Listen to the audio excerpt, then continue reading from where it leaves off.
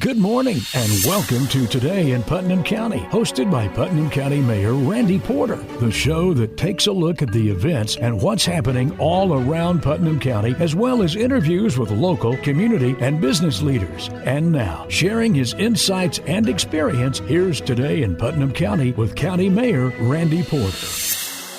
Welcome to Today in Putnam County. I'm your host, County Mayor Randy Porter. Thanks for joining us this week. Hope you're having a great week. The show this week, it's about one of my friends here in Putnam County that I've got to know really well. He is the managing editor at the Cookeville Lifestyle magazine, and he's one of the greatest musicians I've heard when it comes to a guitar and a mandolin and songwriting. He's just got it all. He's a jack of all trades, and that's Andrew Buckner. Man, thanks for being on the show. We did a couple shows, it's been 2 or 3 weeks ago, we're talking about Cookeville Lifestyle magazine, and just sitting there thinking, we were talking about all that you do, and I thought, I got to have Andrew back on the show. Well, thanks for having me, Randy. You know, I think the world of you, and I'm happy to be here, and I appreciate the kind words. There used to be this show on TV called This Is Your Life, and they'd bring somebody on, they didn't know they were coming on, and then they'd talk about all the things they'd done in their life. Well, we're going to do something similar to that because you have a great success story, I think, and I think folks need to hear about it. I think it's very interesting. And so you were born and raised in Monterey. Yeah, that's right. Both my parents were from Monterey. I grew up just outside of Monterey, went to Monterey High School, graduated in 2006. Monterey, small town. Yeah. I don't know if you were like we were. I grew up in Macon County on a farm, small town Lafayette, and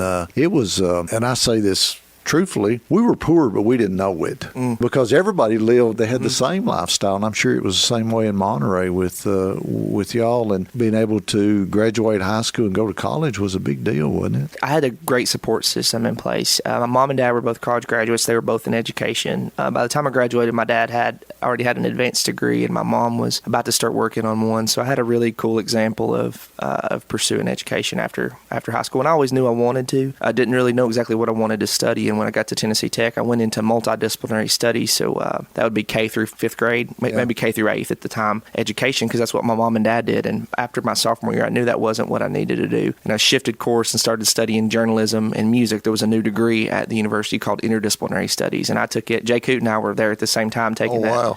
And my two areas were journalism and music, and so I took upper division in those two, and it was many years before my career was actually leveraging those two areas of study, but that's pretty much my entire life consists of those two areas now. So it's kind of funny how it takes some time. When I graduated in 2010 from Tennessee Tech, it was right in the middle of the recession, and went to work at Averett Express, taking 80 phone calls a day doing customer service, and was happy to do so. I say happy, not really happy, but I was thankful. It's great to have a job, though. Yes, it was great to have a job, and so it took several years before I began to write and do music professionally, but I'm grateful for the path that I've been on. So let's talk about the music part of it first. When did you decide in your life that music was going to be a part of it? I mean, you're a very good guitar player. I don't think I've heard anybody that's any better than you are, and locally here especially. How did all that happen? I mean, did that just come natural to you, or did you have to take lessons, or tell us about that? Well, I have a very distinct memory. I was probably 13, and I heard the unplugged version of Eric Clapton's song "Tears in Heaven" on the radio. And I thought, man, this is, song. I don't know what this is, but I have to do this thing. But unfortunately, I was pretty much tone deaf. Mom and Dad could vouch for it. Yeah, if every string of the guitar was out of tune, I couldn't hear it. I had no pitch recognition whatsoever, so it didn't come naturally. But I played sports at Monterey, so I would be playing shortstop or right field or center field or wherever I was at for the night, or basketball, and I think, now if I get home, I can get 30 minutes of practice in. I get an hour and a half in if it's after a baseball game,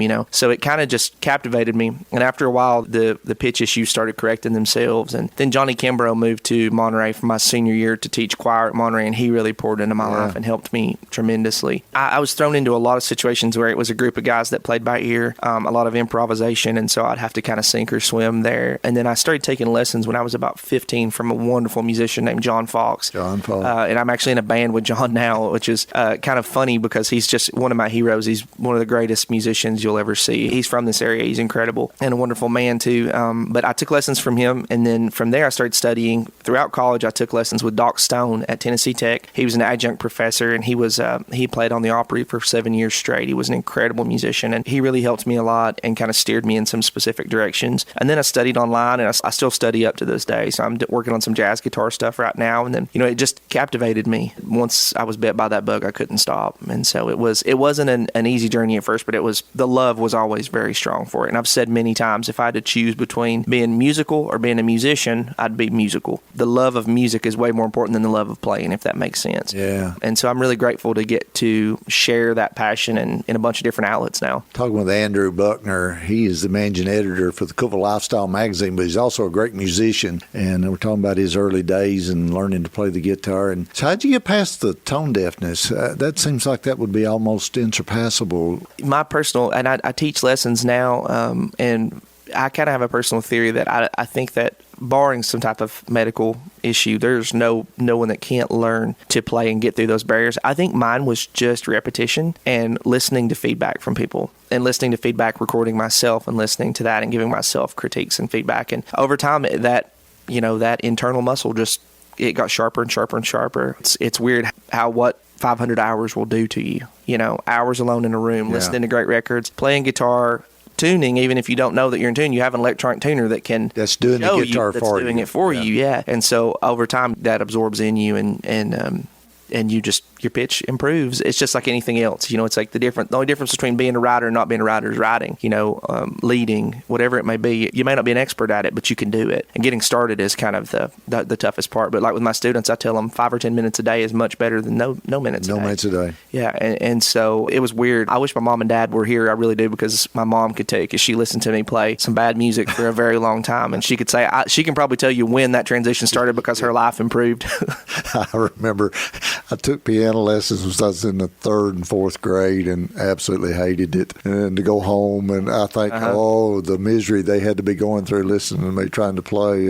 Oh, man. When you were younger, did you get in a room and play those songs you really liked and then try to mimic what they were and play along with them? Yeah, for sure. I would play along with them or play by myself. And my grandma was a great pianist. And my mom was actually a saxophone player. She didn't play when I was a child, but she played at Tennessee Tech. She was a great saxophonist. So you got some genes there. I had some from both sides of my family. My dad's side with my grandma, and my mom being a saxophone player kind of poured into me. And then my grandpa's family was a huge musical family, some wonderful musicians, mandolin players and guitar players. My cousin Cecil Garrett, he's my grandpa's age, but he's technically my cousin. He's a wonderful mandolin player, and his brother Bobby's a great guitar player. And so I was around all these people, and I really just wanted these people to respect me, So I wanted to hang as best as I could with them. And my grandma really helped a ton. I was hearing music all the time, and she babysat me when I was a kid, and we were listening to Fats Domino and Chuck Berry and all this awesome stuff on 8-tracks, actually. She had an 8-track. Even in the early 90s, she used an 8-track player, so I was listening to that, and it was just chipping away at the marble one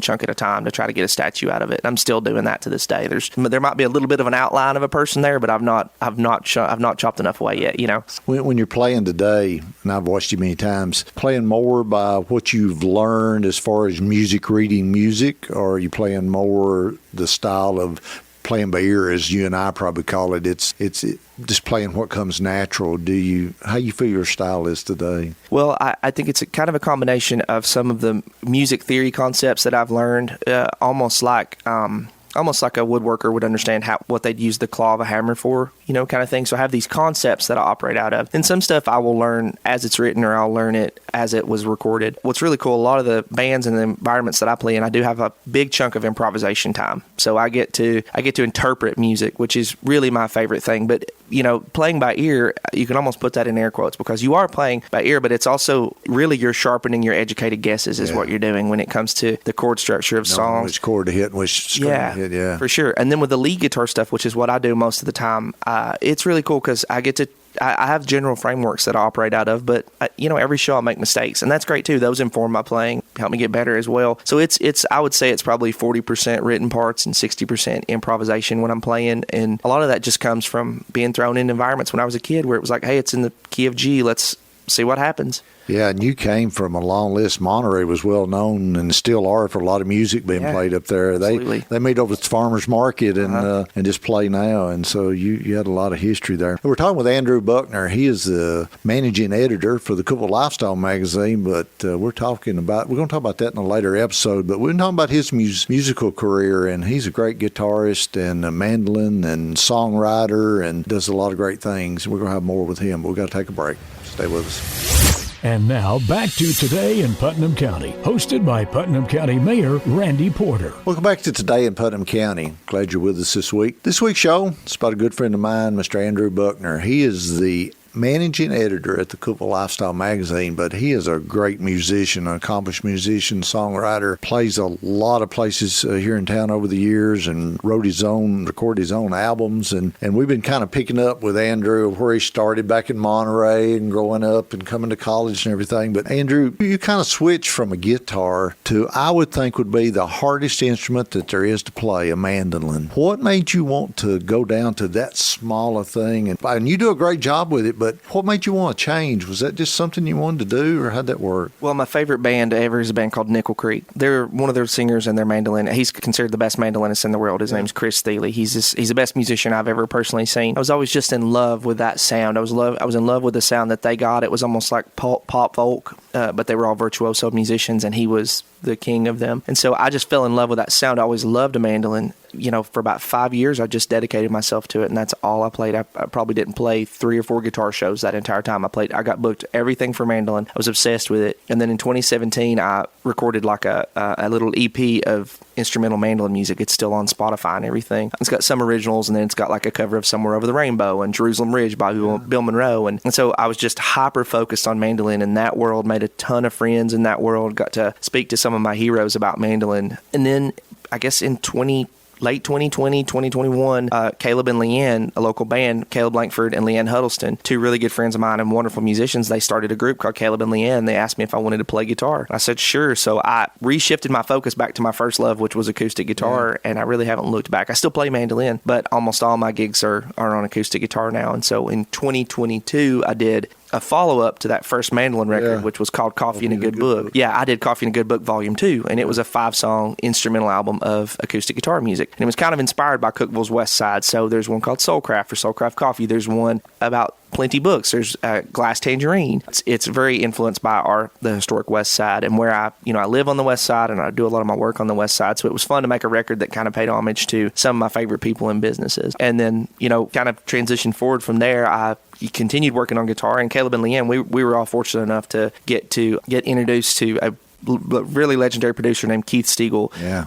Our friend Tina Rogers introduced us to him, and Caleb and Leann, they actually had an audition, and he accepted them, and they got they were able to write with his writing house. And then I was living in Knoxville at the time, but I moved back during the middle of this process, and so I started joining the writing sessions, and he was wonderful. He produced our 4 songs that we released in 2022. He was the producer of Zach Brown's Grammy record, and he produced every number 1 that Alan Jackson had. There were 35 of them. That's amazing. Yeah, a really wonderful guy, wonderful musician, and he was very kind to us and taught us a lot. And so we worked with him, and then kind of from there, I played with Caleb and Leann. I started playing with a friend of mine named Tyler Edwards, went on a couple tours with him, and then I just started gigging on my own a lot too as a singer-songwriter and as an instrumentalist. So a lot of my gigs are private parties or events where I play acoustic guitar for 2 hours, or maybe I'll get booked for a house party where I'm playing a set of songwriter music. So it's just I think I did 55 or 60 shows last year, so it was quite a bit, and balancing everything is kind of a challenge sometimes, but I'm actually feel like I'm learning and getting sharper at that as time goes on, learning to set boundaries and say no to things and yes to things, and having a little bit more accuracy with what I should say yes and no to. Music life's tough. It's hard. Any creative life is hard. How do you, folks I've talked to, they say it's a roller coaster of ups and downs and goods and bads and crazy busy and slow. How do you handle yourself? How do you handle that type of roller coaster activity? Has that been tough? Yeah, it's been really tough, and it's hard on the people around you too. I mean, you have to work really hard to make sure that, and I've failed at this many times, of you don't bring a bad show or a really tough stretch of exhaustion home with you. I talked to Jake Hoot about this one time, and he said his band opened for Darius Rucker for 10,000 people. Night 1. Night 2, they played for 8 people in the back room of a casino. That was 2 days back to back. Yeah. And this creative thing it is a roller coaster, and it's a thing where you have to, to survive it and to thrive in it, you have to become bulletproof to a certain extent. You can have a moment of reflection where you're upset or you're sad, and then you have to just move on. You can't wallow in it, and because there's going to be something cool happen more than likely around the corner. And even if it doesn't, I mean, realistically, you're getting to do what you love, and even if you're only expressing that for yourself, and even if the room's talking, and even if no one's paying attention, or you think, you never know who your art's resonating with. And so that's kind of the consolation that I have and I've gotten better. I will say I'm far from perfect, but I've worked really hard to be more resilient when it comes to bad gigs, or stretches where I'm not sleeping, If you're not careful, and I know it's probably like in politics, you have 99 good things happen, or you can have 99 good shows and you have one bad one. Which one are you going to think about, and is going to be that bad one, and it's hard to move on, and that's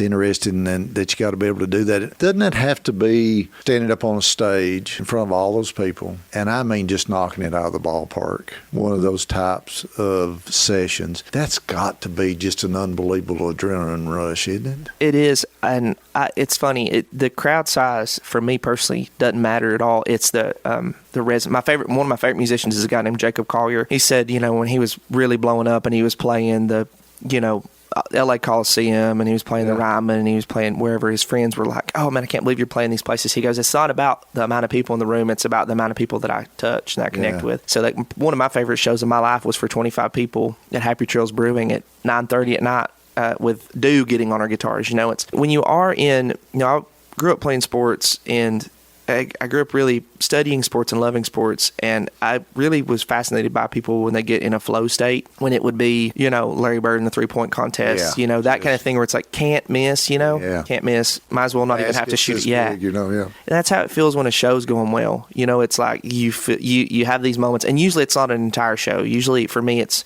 3 or 4 songs of a set where I'll feel sharp, my hands will feel well, my mind will feel right. And those moments are really special. Even if they're just for me, they're special. It's a reward for me to, and like an incentive to say, this is okay, you're doing the right thing, keep going, and having people in your life that pour that same sentiment into you all the time is so important. I feel like for anybody that's going to try to do something creative, because a lot of the work, I had a show Saturday, and I got to the show at 5 o'clock and got home at 11:30. The set was 2.5 hours, but that was wedged in between a lot of work. And so there's a lot to it that is beyond the artistic side, and you have to be okay with all the rest of that, and you have to be a really fun person to hang out with, because that's way more important than your talent. Being a good person. People like you, don't they? Absolutely. Some of the best the most successful musicians in the world can get outplayed by other people. Goodness knows I can, but a goal of mine is to be the same person every single day and offer a level of consistency. And I think for anybody that's wanting to do the arts of any type, that consistency is the biggest gift you can give anybody. Any team you're a part of, if they know what they're going to get every day, they're going to hire you. And I think that's a really special lesson that I've got to learn watching some of my favorite musicians and see how they're the same person every single day. Over and over. Yep.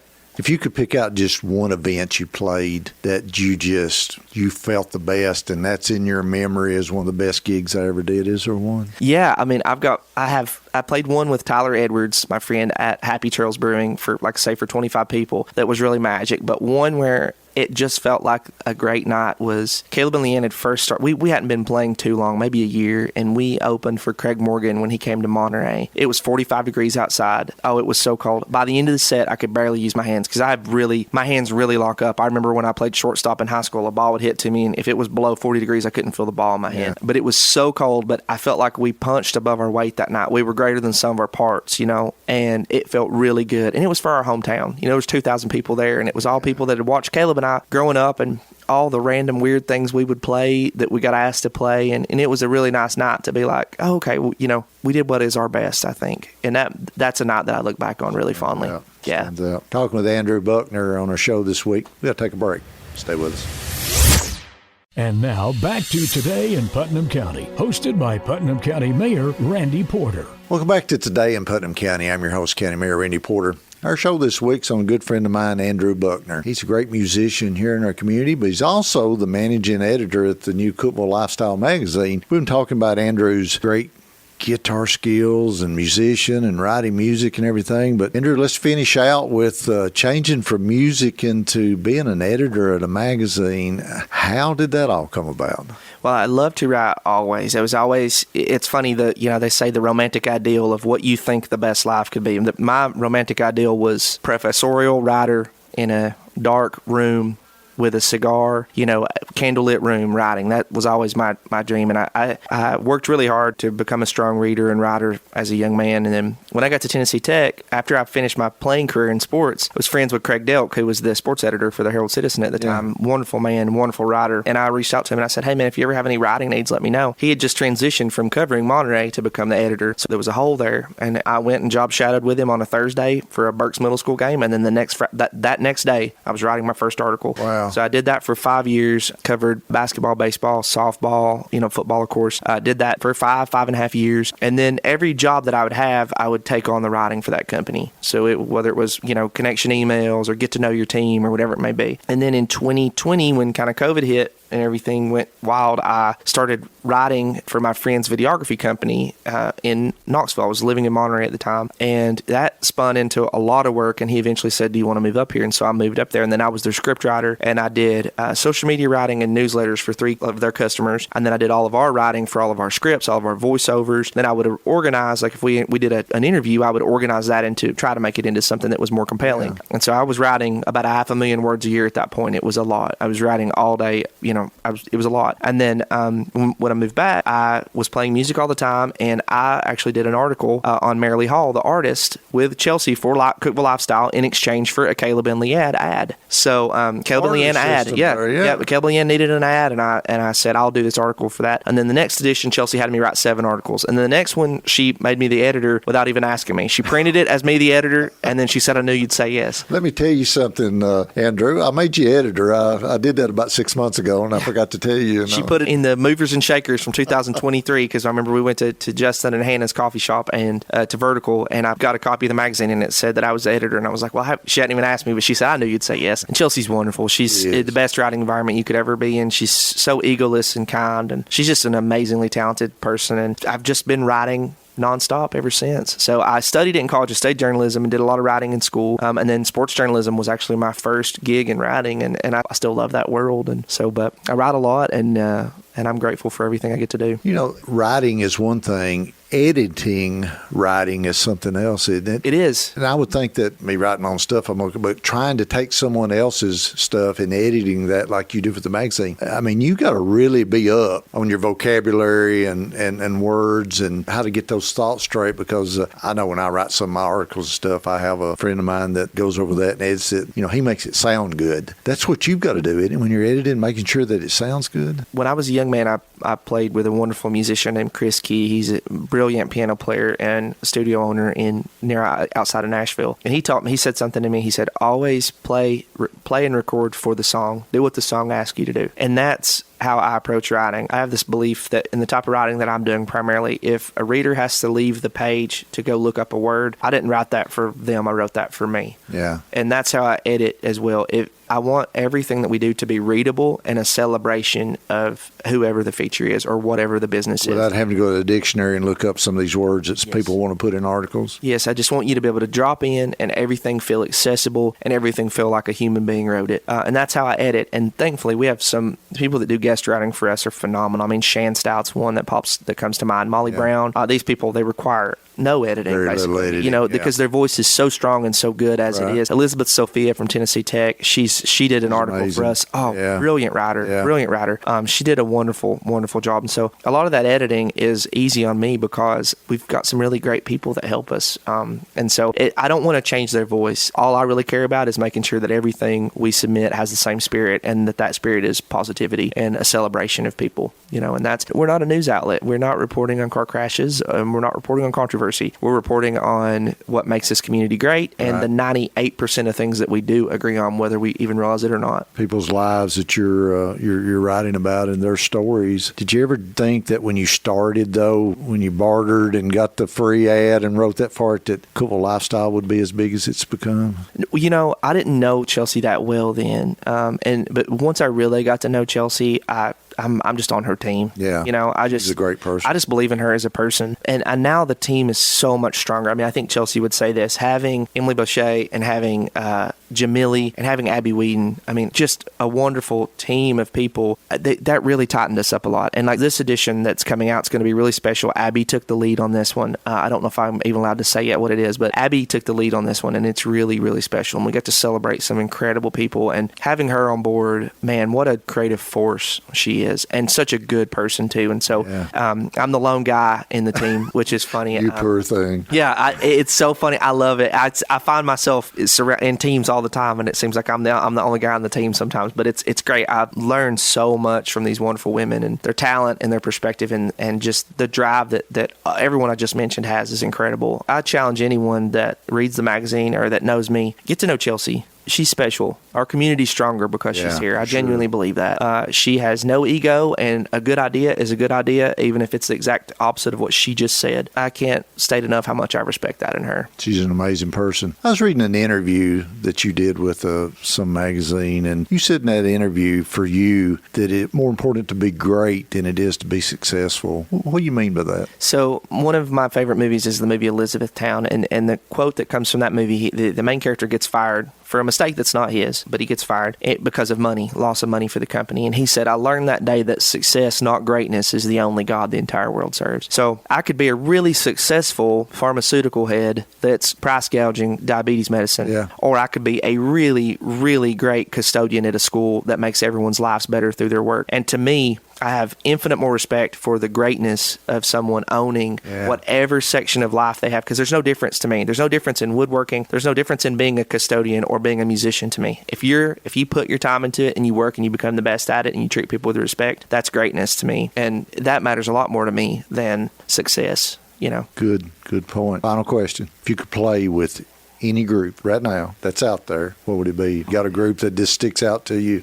I've said for years that my dream gig would be to be Ben Rector's utility player, to play mandolin and acoustic guitar around his brilliant songwriting and piano playing. I'd say that's probably my dream gig. Let's hope that comes true. Yeah, that'd be great. Andrew, thanks for being on the show. Thanks for your friendship. You do a great job. If you have a chance, Andrew's does a lot of gigs with Caleb and Leann, and on your own, does a lot of songwriting. He's got albums out there. Check out his music. He does a great job. And then check out Cookeville Lifestyle magazine. He's the managing editor for that, and they have some great feature stories on some great folks that we have here in our community. And we're happy for you, Andrew, and the great success you've had. And thanks for being here. Thanks for having me, Randy. Think the world of you. Me too. Of you. Thanks. Hey, that's our show for this week. Hope you join us every week for Today in Putnam County. I'm County Mayor Randy Porter. May God continue to bless our great county. You've been listening to Today in Putnam County, hosted by Putnam County Mayor Randy Porter.